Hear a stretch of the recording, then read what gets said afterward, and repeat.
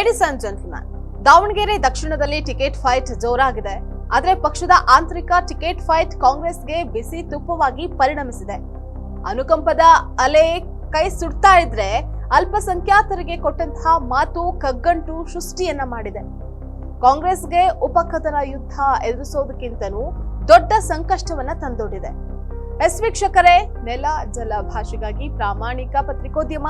ನೀವು ನೋಡ್ತಾ ಇದ್ದೀರಾ ಫೋಕಸ್ ಟಿವಿ. ನಾನು ನಿಶ್ಚಿತ.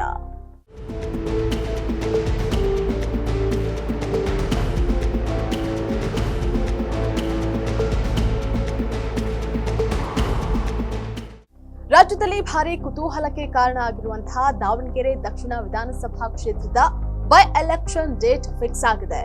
ಅಭ್ಯರ್ಥಿಗಳಿಗೆ ಚುನಾವಣಾ ಪ್ರಚಾರಕ್ಕೆ ಕೇವಲ 3 ವಾರ ಮಾತ್ರ ಬಾಕಿ ಉಳಿದುಕೊಂಡಿದೆ.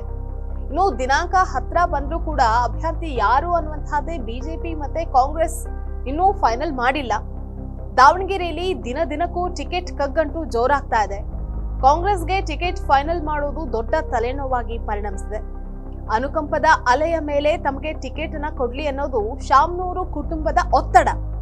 ಇತ್ತ ಮಾತು ಕೊಟ್ಟಿದ್ದೀರಾ, ನಮ್ಗೆ ಟಿಕೆಟ್ ಅನ್ನ ಕೊಡಿ ಅಂತ ಅಲ್ಪಸಂಖ್ಯಾತರು ಸಿಡಿದೆದ್ದಿದ್ದಾರೆ. ಸಚಿವ ಎಸ್ ಮಲ್ಲಿಕಾರ್ಜುನ್ ಪುತ್ರ ಸಮರ್ಥ್ಗೆ ಟಿಕೆಟ್ ಅನ್ನ ನೀಡಬೇಕು ಅಂತ ಹಠಕ್ ಬಿದ್ದಿದ್ದು ಸಂಸದೆ doctor Prabha Mallikarjun DCM DK Shivakumar ಅವರನ್ನ ಭೇಟಿಯಾಗಿ ದೆಹಲಿಯಲ್ಲೂ ಲಾಭಿಯನ್ನ ನಡೆಸಿದ್ದಾರೆ.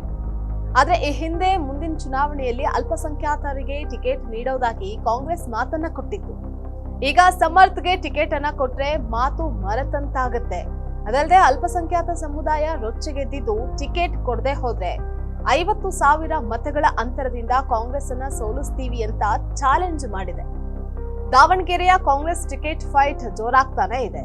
ಅನುಕಂಪದ ಆಧಾರದ ಮೇಲೆ ಶಾಮನೂರು ಕುಟುಂಬಕ್ಕೆ ಟಿಕೆಟ್ ಕೊಟ್ಟು ಮುಸ್ಲಿಮರಿಗೆ ನೀಡದ ಕಾರಣ ಕೈ ಪಕ್ಷಕ್ಕೆ ದೊಡ್ಡ ಮಟ್ಟದಲ್ಲಿ ಹಿನ್ನಡೆ ಆಗಬಹುದು.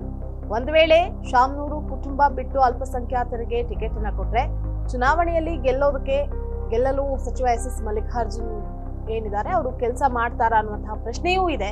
ಹಾಗಾಗಿ ದಾವಣಗೆರೆ ದಕ್ಷಿಣದಲ್ಲಿ ಕೈಕಚ್ಚಾಟ ಬಿಜೆಪಿಗೆ ಲಾಭವನ್ನ ತಂದುಕೊಡುವಂತಹ ಸಾಧ್ಯತೆ ಇದೆ. ಇದಾಗಿತ್ತು ಇವತ್ತಿನ ಫೋಕಸ್ ಸ್ಪೆಷಲ್ ಸ್ಟೋರಿ. ನೆಲ ಜಲ ಭಾಷೆಗಾಗಿ ನೋಡ್ತಾ ಇರಿ ಫೋಕಸ್ ಟಿವಿ.